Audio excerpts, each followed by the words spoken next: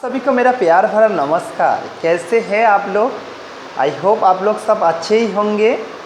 आज हम डिस्कस करने जा रहे हैं फंक्शंस ऑफ इकोसिस्टम।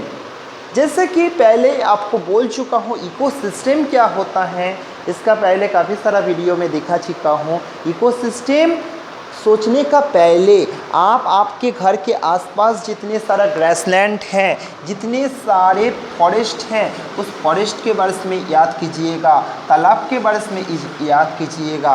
उसमें क्या है, उसमें बहुत सारा क्या है, एनिमल्स हैं, बहुत सारा प्लांट्स हैं। तो वो सारी चीज़, बहुत सारे प्लांट्स, बहुत सारे एनिमल्स उस इकोसिस्टम में है।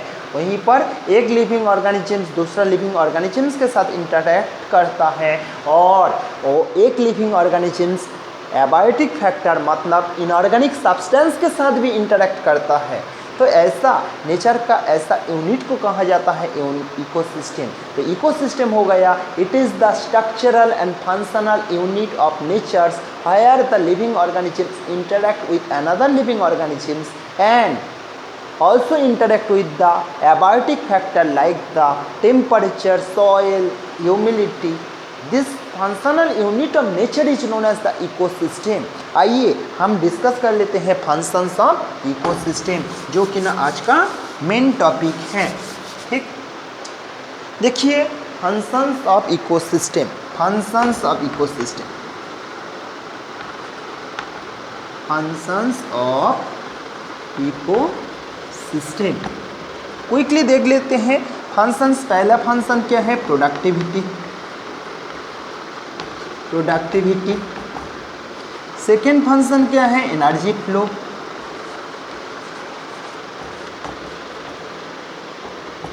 Second function energy flow. Third function क्या है, decomposition. And fourth function is nutrient cycling.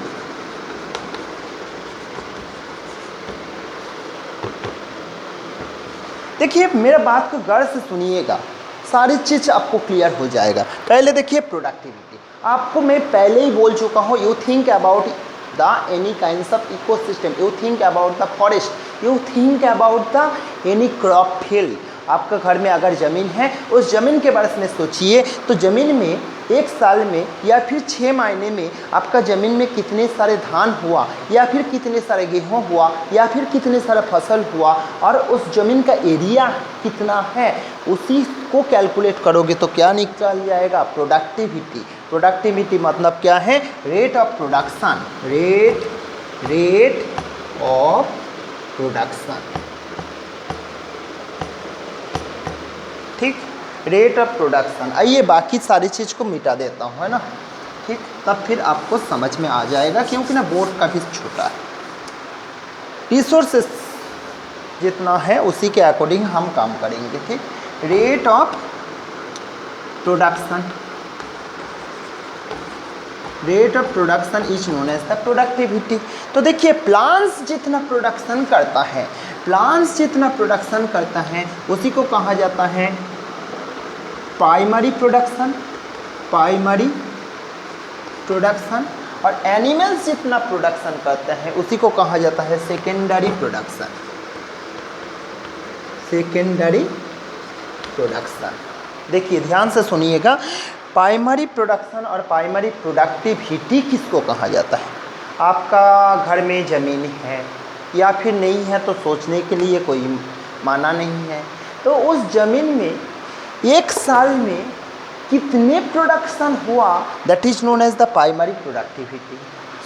उस ज़मीन में एक साल में कितना प्रोडक्शन हुआ और उस ज़मीन का एरिया भी कितना है, उसी को कहा जाता है प्राइमरी प्रोडक्टिविटी। अभी प्रोडक्टिविटी का बात कर रहा हूँ। Rate of primary production is known as the primary productivity, जो कि ना प्लांट्स करते हैं। ठीक, तो primary productivity, rate of primary production is known as the rate of primary production is known as the primary productivity.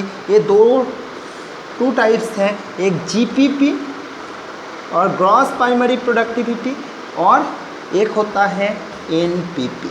तो आपको समझ में आ गया रेट ऑफ प्राइमरी प्रोडक्शन को कैलकुलेट करने के लिए टोटल कितना प्रोडक्शन हुआ आपका। आप एक फॉरेस्ट में गए हो, उस फॉरेस्ट में 2 साल में सोचो 2000 बिलियन टन का प्रोडक्शन हुआ। ठीक, ऐसा कभी नहीं हो सकता है ना, 2000 बिलियन टन हो नहीं सकते हैं। हम रियल सोच रहा हूँ 2000 केजी का प्रोडक्शन हुआ। ठीक, तो कितने साल में हुआ? 2 इयर्स में हुआ। उस जंगल का एरिया कितना है? उस जंगल का एरिया, तो देखिए एरिया, तो how much production is produced in a particular area bye the plants in how many times, in how much time, कितने समय में उस एरिया में जितने सारे प्लांट्स है उसके द्वारा कितना प्रोडक्शन हुआ भैया, उसी को कहा जाता है तो प्राइमरी प्रोडक्टिविटी। और प्राइमरी प्रोडक्टिविटी 2 प्रकार का है, एक ग्रॉस प्राइमरी प्रोडक्टिविटी और एक है नेट प्राइमरी प्रोडक्टिविटी। आइए समझते हैं ग्रॉस प्राइमरी प्रोडक्टिविटी क्या होता है।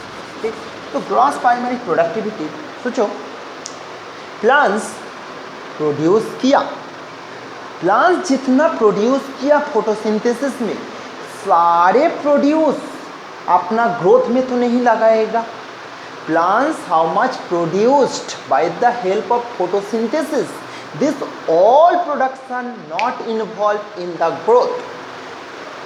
तो क्या है, प्लांट्स अपना फिजियोलॉजिकल एक्टिविटी के लिए जितना प्रोडक्शन किया उसमें से यूज़ तो करेंगे, उसी को कहा जाता है, जितना यूज करेंगे, क्या काम के लिए यूज करेंगे, उसी रेस्पिरेशन के लिए। ठीक, तो रेस्पिरेशन के लिए यूज करेंगे। तो gross primary productivity total production को कहा जाएगा ग्रॉस प्राइमरी प्रोडक्टिविटी, और ग्रॉस प्राइमरी प्रोडक्शन उसी को कहा जाएगा plants produce how much total amount of biomass, that is known as the gross primary production. और नेट प्राइमरी प्रोडक्शन किसको कहा जाएगा, ग्रॉस प्राइमरी प्रोडक्शन से जीपीपी, टोटल जितना प्रोड्यूस किया। सोचो टोटल जितना प्रोड्यूस किया आपको दिखाई नहीं देगा, आपको क्या दिखाई देगा, प्लांट्स जितना रेस्पिरेशन के लिए लॉस कर दिया, लॉस करने के बाद जितना रह गया बाकी अपना ग्रोथ के लिए यूज करेंगे। ठीक, और जितना ग्रोथ के लिए यूज करेंगे उसी को ही कहा जाएगा एनपीपी और net primary production. Net primary production, जितना प्लांट्स का बॉडी ग्रोथ हुआ उस प्लांट्स को कोई एनिमल खाएगा तो net primary productivity next topic level में ट्रांसफ़र होता है दोस्तों। ठीक, ये समझ में आया। तो क्या हुआ, gross primary productivity is the total production by the plants, that is known as the gross primary production. Net primary production means जितना टोटल प्रोड्यूस किया प्लांट्स उसमें से रेस्पिरेशन करने के लिए, अपना बॉडी में एनर्जी प्रोडक्शन करने के लिए, तो अपना वो काम कर पाएगा, उसको माइनस कर देंगे तो हो जाएगा नेट प्राइमरी प्रोडक्टिविटी और नेट प्राइमरी प्रोडक्शन। तो देखिए एक सिंपल एग्जांपल से समझाता हूँ। आपका घर में 100 बोरा गेहूँ हुआ, तो 100 बोरा गेहूँ हुआ, सारे गेहूँ तो बेच नहीं देंगे, अपना घर के इस्तेमाल के लिए, यूज के लिए तो रखेंगे। सोचो आपका घर का यूज के लिए 50 बोरा रख दिए हो, 50 बोरा बेच दिए हो, तो 50 बोरा जितना बेच रहे हो उतना ही तो दुकान वाले को मिलेगा। ठीक, तो 50 बोरा बेच रहे हो, वो हो गया नेट प्राइमरी प्रोडक्शन। जितना प्लांट्स जितना प्रोड्यूस किया उसमें से जितना प्रोडक्शन नेक्स्ट टॉपिक लेवल में ट्रांसफ़र कर सकते हैं वो हो जाएगा नेट प्राइमरी प्रोडक्शन। और अपना यूज के लिए 50 बोरा अपना यूज के लिए, घर के यूज के लिए रख दियो। प्लांट्स भी जितना फोटोसिंथेसिस में प्रोड्यूस किया आधा पोर्शन रेस्पिरेशन के लिए रख देते हैं, वो हो गया नेट प्राइमरी, उसी को कहा जाता है रेस्पिरेशन के लिए रख देते हैं, और टोटल को कहा जाता है ग्रॉस प्राइमरी प्रोडक्शन। ठीक, तो देखिए ये तो आपको समझ में आ गया प्रोडक्टिविटी की किसको कहा जाता है, व्हाट इज कॉल्ड प्रोडक्टिविटी। ठीक, प्रोडक्टिविटी इसको देख लीजिएगा, टोटल अर्थ का प्रोडक्टिविटी टोटल एक साल में 1 ईयर में एक साल में अर्थ में कितना प्रोडक्शन होता है जानते हो? 170 बिलियंस टन, 170 बिलियंस टन। और टोटल प्रोडक्शन 170 बिलियंस टन, इसमें से 55 बिलियंस टन केवल ओशियन में होता है और बाकी 115 बिलियंस टन लैंड में होता है। ठीक,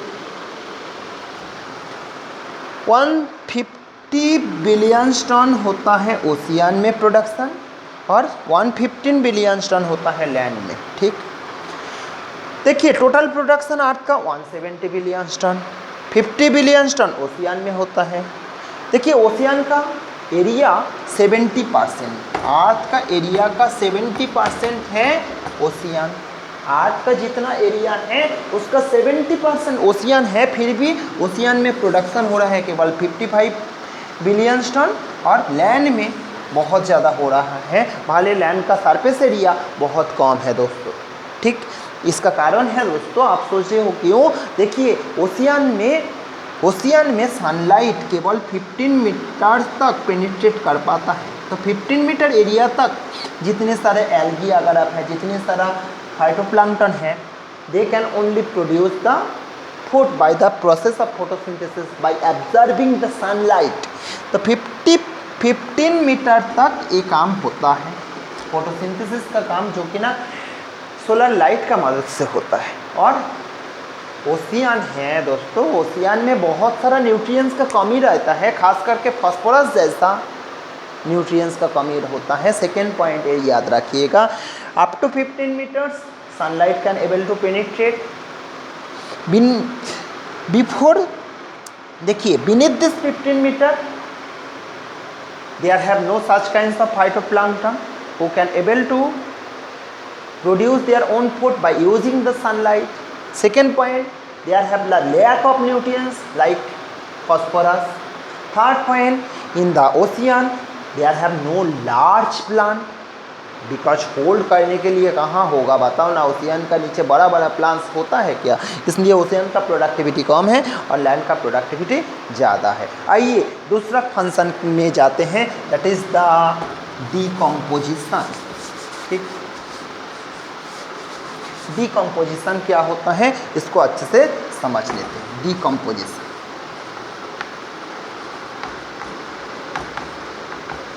तो बताइए, इसको अच्छे से समझने का पहले आप सोचिएगा दोस्तों, सोचो आपका घर के पास कोई कुत्ते बिल्ली चूहे मर गया, कुत्ते बिल्ली चूहे मर गया। ठीक, ये कुत्ते बिल्ली चूहे मर गया।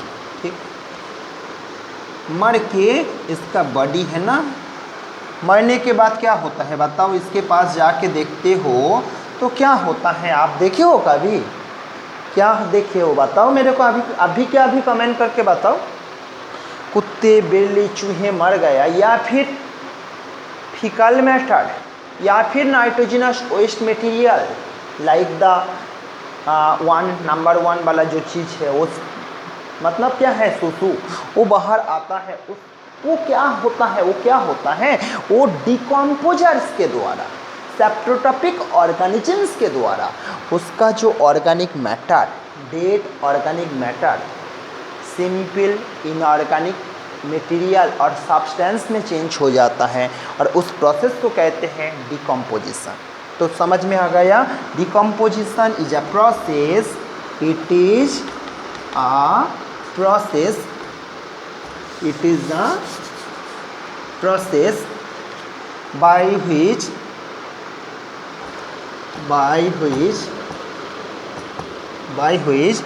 decomposer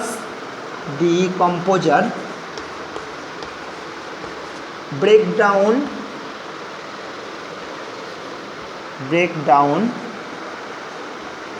organic substance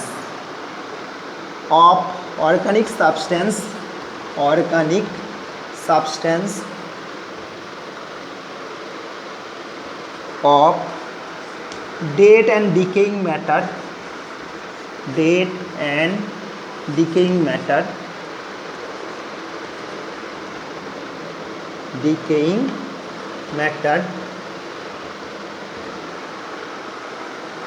and change into the inorganic material and change into inorganic material. This process is known as the decomposition. तो कुत्ते मर गए, बिल्ली मर गए, सड़ रहा है, खुशबू निकल रहा है, तो क्या होगा, उसमें क्या चल क्या रहा है, उसका बॉडी में बहुत सारा बैक्टीरिया फंगी का ग्रोथ हो रहा है दोस्तों, इसलिए ही ना खुशबू निकल रहा है. Bacteria fungi attacked on the dead and decaying matter. They eat the dead and decaying material and break down the organic material of those dead organisms and break down करके simple inorganic substance में convert कर देते हैं. इस process को कहते हैं decomposition. ठीक, तो देखिए डिकम्पोजिशन जो है डिकम्पोजर और डिकम्पोजर क्या होता है इसको पढ़ लेते हैं. देखिए डिकम्पोजिशन में दो चीज़ हम पढ़ेंगे, एक है डिकम्पोजर और सेकंड पढ़ेंगे डेट्रिटस.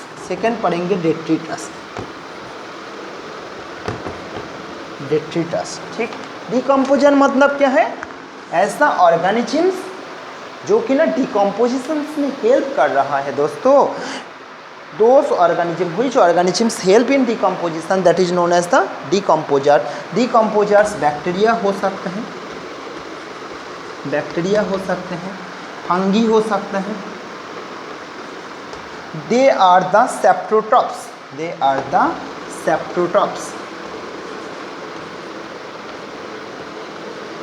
ठीक, और डेट्रिटस क्या होता है, जिस चीज का डिकम्पोजिशन हो रहा है, like the dead decaying matter, like the nitrogenous waste material, like the fecal matter of any animals, that is the detritus. दोस्तों तो आपको समझ में आ गया, decomposers are the bacteria and fungi और any kinds of organisms who eat the dead and decaying material like the termites, like the earthworm.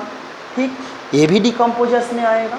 और एक चीज़ बता दो दोस्तों, डिकम्पोजर्स जो है जैसे कि बैक्टीरिया और फंगी, इसका बॉडी में जो डाइजेशन होता है, ये एक्स्ट्रा सेलुलर होता है, सेल के बाहर में डाइजेशन होता है.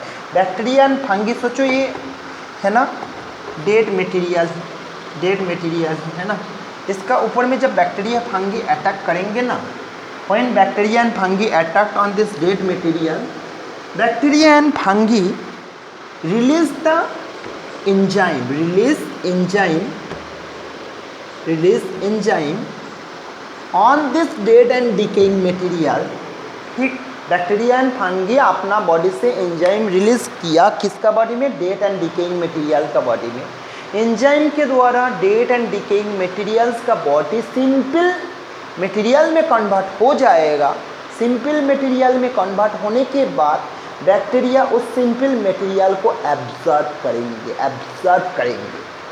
तो bacteria not take the organic material directly.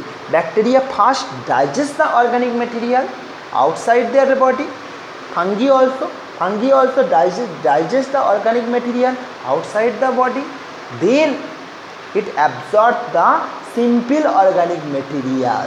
ठीक, so this type of saprotrophs are known as the, जिसका बॉडी में डिकम्पोजिशन और डाइजेशन, डिकम्पोजिशन खाना खा रहा है, डाइजेशन कर रहा है, इसका बॉडी में जो डिकम्पोजिशन हो रहा है, इसका बॉडी में जो डाइजेशन हो रहा है, एक्स्ट्रा सेलुलर डाइजेशन,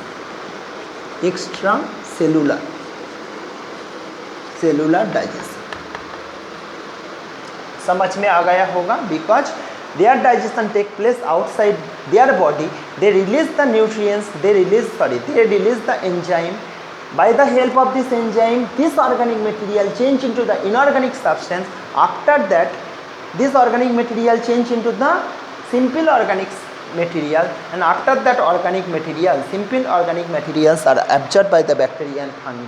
ठीक, इसलिए इसको और एक नाम से जाना जाता है, एब्सॉर्प्टिव इसलिए डिकम्पोजर्स बैक्टीरिया और फंगी को कहा जाता है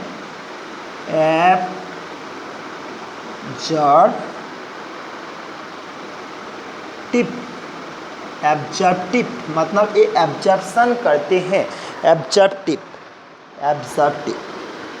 ठीक, चलिए डिकम्पोजिशन का जो प्रोसेस है उसको हम डिटेल्स डिस्कशन करते हैं। प्रोसेस ऑफ डिकम्पोजिशन, ठीक, प्रोसेस ऑफ डिकम्पोजिशन। देखिए डिकम्पोजिशन का प्रोसेस 5 स्टेप में होता है।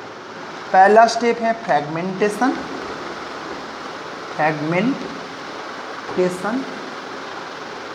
सेकेंड स्टेप है कैटाबोलिज्म,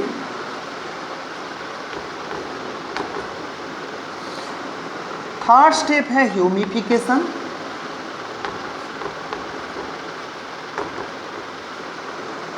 ठीक, सॉरी, सेकेंड स्टेप, पहला स्टेप है फ्रेगमेंटेशन, सेकेंड स्टेप है लीचिंग,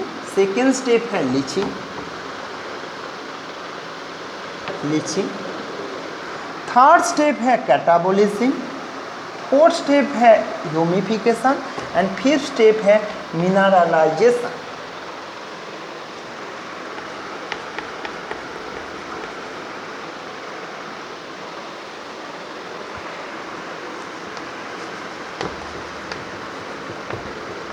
ठीक, तो हम डिस्कस क्या कर रहे हैं, प्रोसेस ऑफ डिकम्पोजिशन। डिकम्पोजिशन का प्रोसेस हम डिस्कस कर रहे हैं। Decomposition is take place in 5 step. First is the fragmentation, second is the leaching, third is the catabolism, fourth is the humification and fifth is the mineralisation. तो इसी को आप ऐसा करके याद कर सकते हो, है ना, फेलिका ह्यूमी, फेलिका ह्यूमी,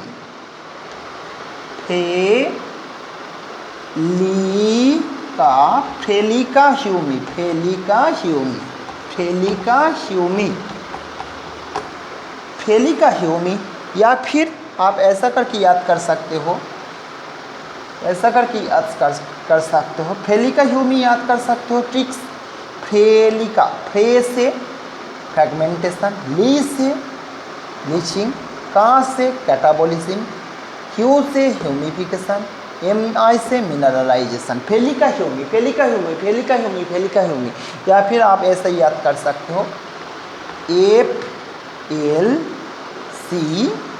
FLCHM, FLCHM, FLCHM, FLCHM, है ना, FLC, फल चम, फल चम, फल एफएल, फल चम से याद कर सकते हो। फल, F से आया फ्रेगमेंटेशन, L से आया लीचिंग, C से आया कैटाबोलिज्म, H से आया ह्यूमिफिकेशन और M से आया मेटाबोलिज्म, सॉरी M से आया मिनरलाइजेशन। ठीक, आइए प्रोसेस को एक एक करके अच्छे से हम समझ लेते हैं। ठीक, पहला स्टेप है फ्रेगमेंटेशन, इसको अच्छे से समझिएगा। फ्रेगमेंटेशन में क्या होता है, एक डेड मटेरियल्स है, डेड ऑर्गेनिक मटेरियल्स। ठीक, डेड ऑर्गेनिक मटेरियल्स का बॉडी में, डेड ऑर्गेनिक मटेरियल्स का बॉडी में earthworm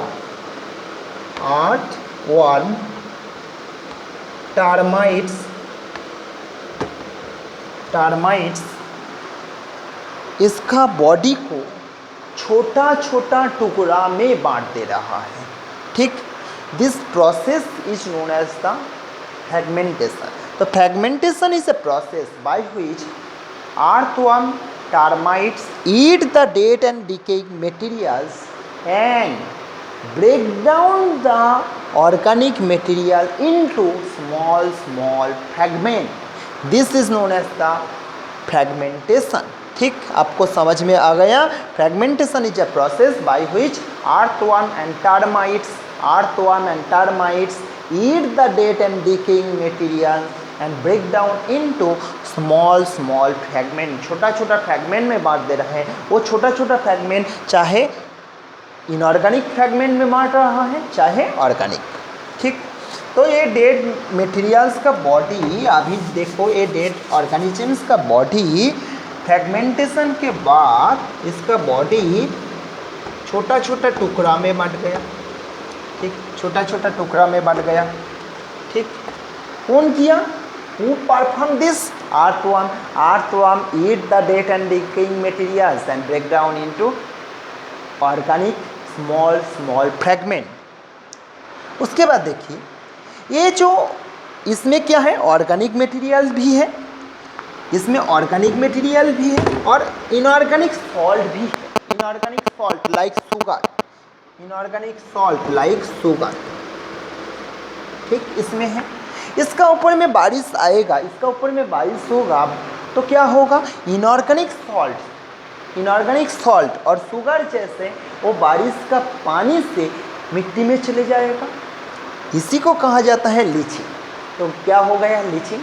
leaching is a process which take place after the fragmentation।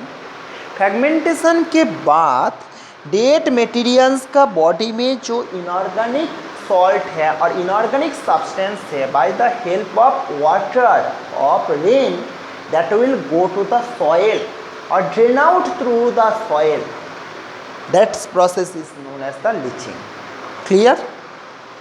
Next is catabolism. तो देखिए उसके बाद क्या है कैटाबोलिज्म। कैटाबोलिज्म में क्या होता है? तो हम फ्रैगमेंटेशन में छोटा छोटा टुकड़ा हुआ, लीचिंग में क्या हुआ? इनऑर्गेनिक सब्सटेंस ड्रेन आउट हुआ, इसमें इनऑर्गेनिक सब्सटेंस ड्रेन आउट हुआ, go to the soil. Catabolism में क्या होगा? कैटाबोलिज्म में अभी देखिए क्या होगा। कैटाबोलिज्म में ये जो इसका बॉडी का ऊपर में ये जो जितना रह गया फ्रैगमेंटेशन में के बाद जितना रह गया ऑर्गेनिक मटेरियल, इसका ऊपर में अभी कौन काम करेंगे? Bacteria and fungi. Bacteria and fungi इसका बॉडी में, इसका जो बॉडी है छोटा छोटा ऑर्गेनिक मटेरियल का जो टुकड़ा है, इसका बॉडी का ऊपर में अभी कौन काम करेंगे? बैक्टीरिया और फंगी। बैक्टीरिया और फंगी क्या करेंगे? बैक्टीरिया और फंगी उस बॉडी में, इसका बॉडी में एंजाइम रिलीज करेंगे। एंजाइम रिलीज करने से इसका ऑर्गेनिक मटेरियल इनऑर्गेनिक सब्सटेंस में कन्वर्ट हो जाएगा और organic material simple organic material में कन्वर्ट हो जाएगा। आप इतना ही बोलिए। ठीक, after leaching which organic materials are remain on this organic material bacteria and fungi attract. जब बैक्टीरिया एंड फंगी उस ऑर्गेनिक मटेरियल में अट्रैक्ट किया, they release the enzyme from their body to the organic material. They release the enzyme in this organic material so that their body change into the complex organic material to simple organic material. This process is known as the catabolism and catabolism is performed by the bacteria and fungi.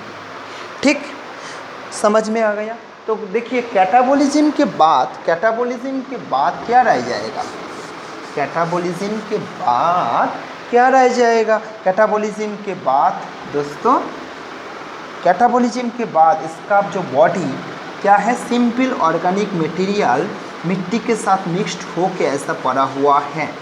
ठीक, देखे होंगे आप, देखे हैं बरसात में अगर कोई जंगल में चले जाओगे, जंगल का नीचे देखोगे डार्क कलर एम्फरफस सब्सटेंस पड़ा हुआ होता है, उसमें बहुत सारा पत्ती, मतलब ठीक से डिकम्पोजिशन नहीं हुआ, बहुत सारा पत्ती आधा डिकम्पोजिशन होके मिट्टी के साथ मिलके एक डार्क कलर एम्फरफस सब्सटेंस मिट्टी में पड़ा हुआ होता है, जिसका कलर काफ़ी डार्क है। वो डिकम्पोजिशन हो रहा है लेकिन उसका रेट, डिकम्पोजिशन का रेट काफ़ी स्लो है। ठीक, क्योंकि ना उसमें पत्ती में ज़्यादातर सेलुलोज होता है, लिग्निन होता है। ठीक, तो ह्यूमिफिकेशन और ह्यूमास क्या है? Humus is a dark colour amorphous substance. Humus हो गया dark colour amorphous substance, dark colour amorphous substance. ठीक, in this dark colour amorphous substance there have a lot of organic material. ठीक, और ऐसा मिट्टी के साथ डार्क कलर एमॉर्फस सब्सटेंस मिल के क्या बनता है? ह्यूमस। और डार्क कलर एमॉर्फस सब्सटेंस को ही कहते हैं ह्यूमस। ह्यूमस में डिकम्पोजिशन का रेट कम होता है। ठीक, तो ये देख ली हो, ये हो गया ह्यूमस। ठीक, ये है ह्यूमस, ये है ह्यूमस। ह्यूमस क्या है? पूरा साल भर ऐसा ही रह जाएगा क्या? बिल्कुल नहीं। ह्यूमस का बॉडी में फिर बैक्टीरिया फंगी अटैक करेंगे। अटैक करके ह्यूमस में जो सिंपल ऑर्गेनिक मटेरियल है या फिर कॉम्प्लेक्स ऑर्गेनिक मटेरियल है उसको कन्वर्ट कर देंगे इनऑर्गेनिक सब्सटेंस में, इनऑर्गेनिक न्यूट्रिएंट्स में। और इनऑर्गेनिक न्यूट्रिएंट्स फिर एनवायरनमेंट में और सॉइल में मिल जाएगा। देखिए, मिनरल में कन्वर्ट कर दे रहा है बैक्टीरिया और फंगी। ह्यूमस में जो ऑर्गेनिक मटेरियल है, ह्यूमस में जो सिंपल ऑर्गेनिक मटेरियल या फिर complex organic material, by the help of bacteria and fungi this material change into the mineral. तो मिनरल में कन्वर्ट कर देने का जो प्रोसेस है that is known as the mineralisation. तो आपको पांचों स्टेप समझ में आ गया। फर्स्ट स्टेप देखिए, ऐसा डायग्राम से समझने का कोशिश कीजिए। वन ऑर्गेनिजम्स बिकम डाइट। जंगल में बहुत सारा पेड़ पौधा का पत्ती गिरा है, गर्मी मौसम में गिरा है। तो बरसात जब आया तो उसमें से टर्माइट्स और अर्थवर्म पत्ती को या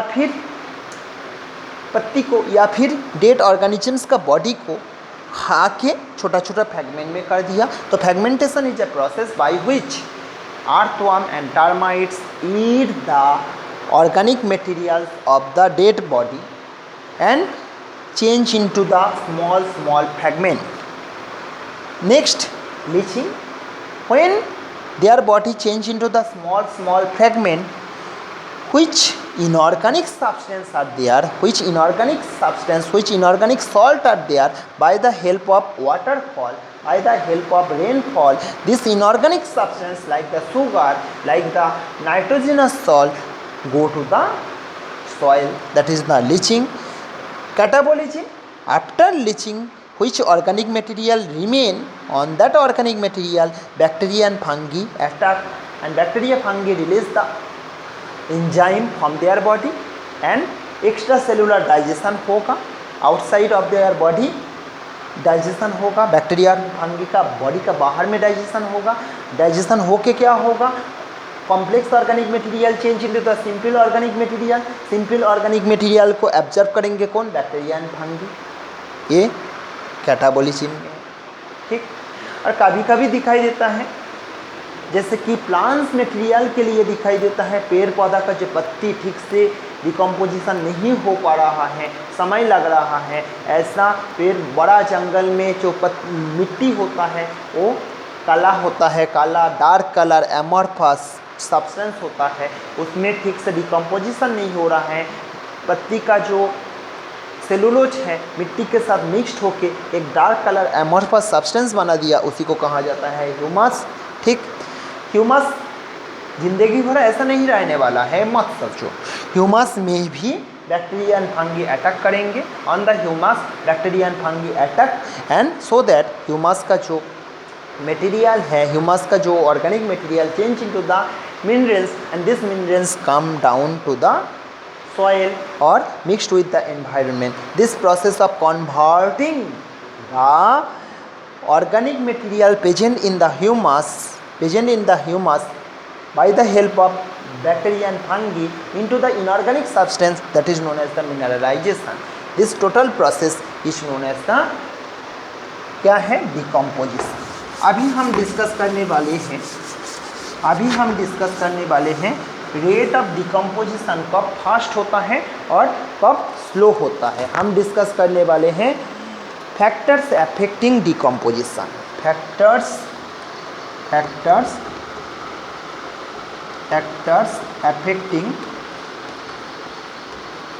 affecting decomposition।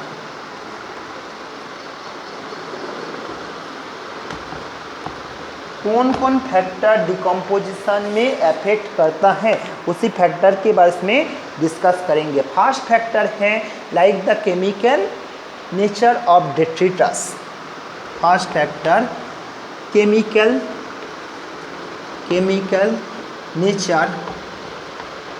Nature of detritus. देखिए इसमें आपको बोल दूँ, डेट्रिटस मतलब डेड ऑर्गेनिक मटेरियल, इसी को ही तो कहा जाता है डेट्रिटस दोस्तों। तो डेट्रिटस में अगर lignin, cellulose, lignin,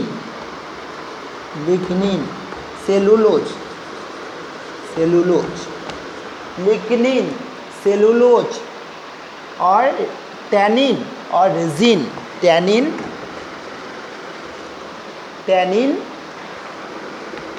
and resin,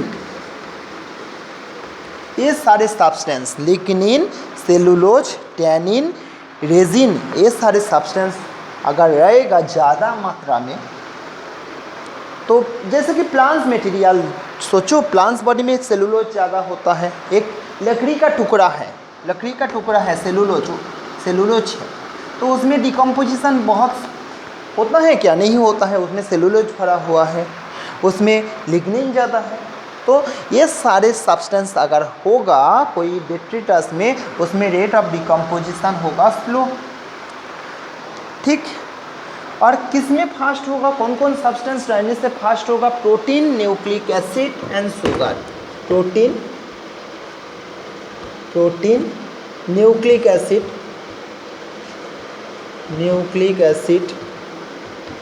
and sugar, ये सब्सटेंस अगर रहेगा तो फिर रेट ऑफ डिकम्पोजिशन ज़्यादा होगा। ठीक, protein, nucleic acid and sugar if present in more amount in the detritus, then rate of decomposition will be increased. If the lignin, cellulose, tannin and resin are present in more amount in the detritus, then rate of decomposition will be slow।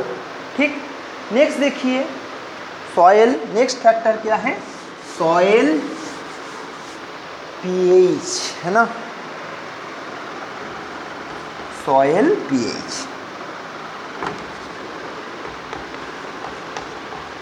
ठीक, देखिए decomposition सारे process कहाँ हो रहा है? मिट्टी में ही तो हो रहा है, मिट्टी में ही तो सारे प्रोसेस चल रहा है। डिकम्पोजिशन का प्रोसेस कहाँ हो रहा है दोस्तों? मिट्टी में ही हो रहा है। डेड डिकेइंग मटेरियल कहाँ रह गया?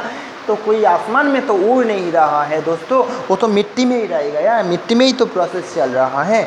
ठीक, और मिट्टी का अगर पीएच एसिडिक होगा तो फिर रेट ऑफ डिकम्पोजिशन स्लो होगा। और मिट्टी का पीएच अगर बेसिक होगा तो फिर रेट ऑफ डिकम्पोजिशन हाई होगा। ठीक, तो समझ में आ गया। All decomposition processes take place in the soil. If the pH of the soil is acidic, then rate of decomposition becomes slow. If the soil pH or pH of this soil is basic, then rate of the decomposition is fast। ठीक, next जो factor है that is the temperature। Next जो factor है that is the temperature। ठीक, तो देखिए इसको आप ज़रा सा समझ लीजिएगा। आप क्या है, पोलर रीजियन में चले जाओ, अंटार्कटिका में चले जाओ, वहीं सालों साल मतलब ऑर्गेनिजम्स का लाश नहीं सड़ता है। ठीक, लाश नहीं सड़ता है। आप बोलो क्यों नहीं सड़ता है? पोलर रीजियन में ऑर्गेनिजम्स का लाश पड़ा हुआ होता है सालों साल, ऐसा क्या है? ठीक, ये क्वेश्चन का आंसर अभी कमेंट में जवाब दीजिए, please give the answer, stop करके दीजिए। और एक क्वेश्चन पूछ रहा हूँ, आप क्यों फूड को रेफ्रिजरेटर में रखते हो? अगर फूड को सुबह का फूड रात को खाना है, क्यों रेफ्रिजरेटर में रखते हो? रेफ्रिजरेटर में क्या होता है? Yes, you are right.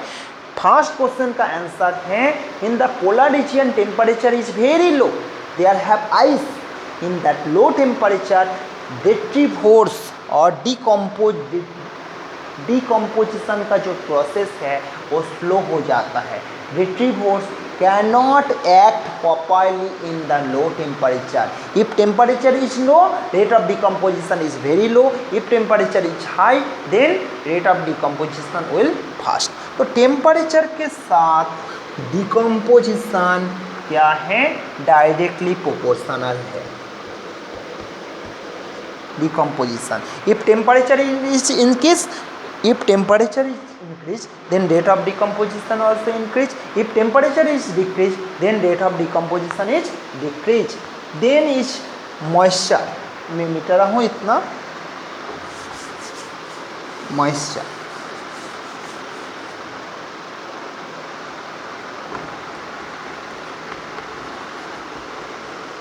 ठीक। तो देखिए मॉइस्चर अगर ज़्यादा होगा, बताओ ना, बरसात में डिकम्पोजिशन ज़्यादा होगा ना सर्दी का मौसम में डिकम्पोजिशन ज़्यादा होगा? बरसात में टेम्परेचर भी हाई होता है और मॉइस्चर भी बहुत ज़्यादा होता है। तो बरसात में during the rainy season rate of decomposition become increase. और सर्दी का मौसम में एक तो टेम्परेचर भी कम होता है और ह्यूमिडिटी भी कम होता है, मॉइस्चर भी कम रहता है, इसलिए सर्दी का मौसम में फसल या फिर सब्जी ज़्यादा समय तक टिकता है। तो मॉइस्चर के साथ भी डिकम्पोजिशन डायरेक्टली प्रोपोर्शनल है। और fifth factor that is the aeration. Fifth factor aeration. तो डिकम्पोजिशन का प्रोसेस चल रहा है मिट्टी में अगर मिट्टी का जो मतलब मॉलिक्यूल का बीचों बीच अगर एयर पास कर पाएंगे तो फिर क्या होगा? डिकम्पोजिशन फास्ट होगा। तो डिकम्पोजर्स जो हैं उसको तो क्या है, रेस्पिरेशन करने के लिए ऑक्सीजन तो चाहिए, इसलिए if aeration is proper in the soil, then rate of decomposition become increase. If aeration in the soil is less, then rate of decomposition is less. तो aeration के साथ भी decomposition directly proportional. ठीक। Thank you for watching this video. Don't forget to share and subscribe our channel. Thank you.